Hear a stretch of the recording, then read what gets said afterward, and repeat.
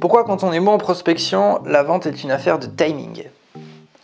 Pourquoi quand on est bon en prospection, la vente est une affaire de timing?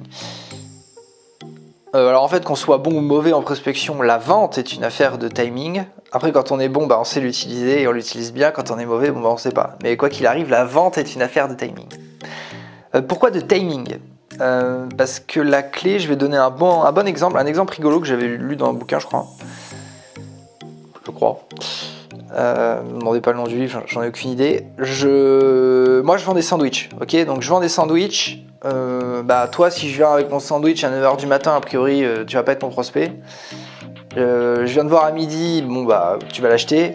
Je viens de voir à 15h, a priori, pas vraiment. Je viens de voir à 19h, en fonction de ton âge, plus ou moins, mais sinon, non. Je viens de voir à 20h30, 21h, oui. Ok, je viens de voir à 23h, non.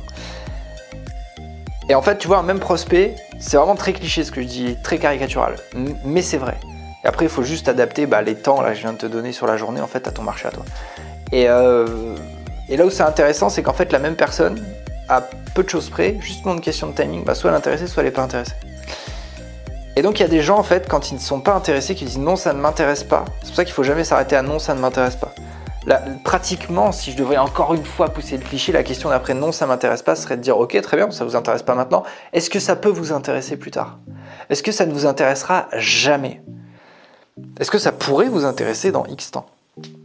Pourquoi?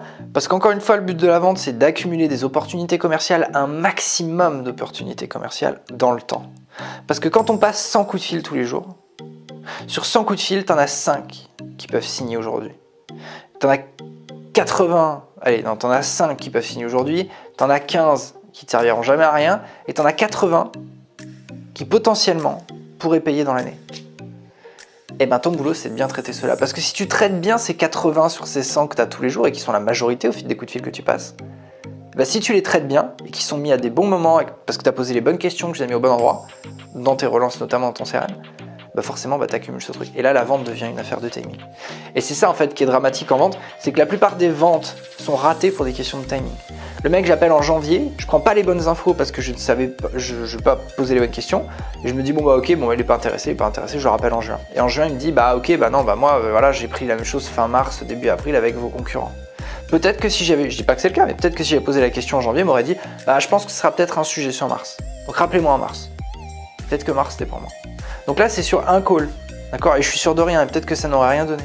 Mais quand vous faites ça 80 fois par jour, à votre avis, il va se passer quoi?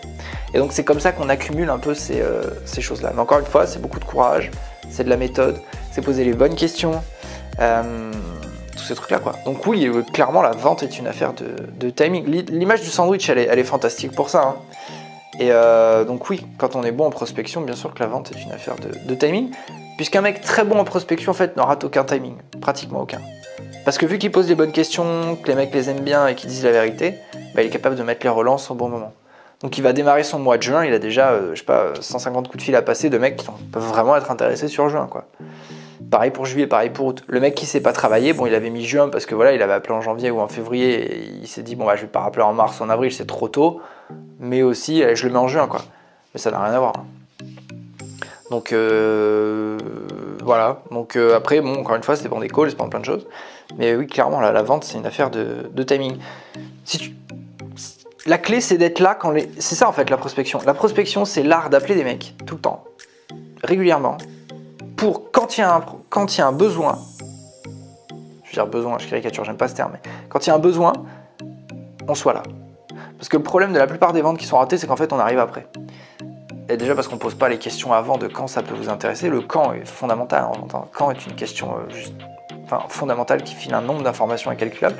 Ce truc-là, ça change tout, quoi. Donc voilà, moi je pense que... Réponse à ta question, évidemment, qu'on soit bon ou mauvais d'ailleurs. Après, est-ce qu'on l'utilise ou pas, ça je ne sais pas. Mais oui, la vente est une affaire de timing, et ça c'est sûr.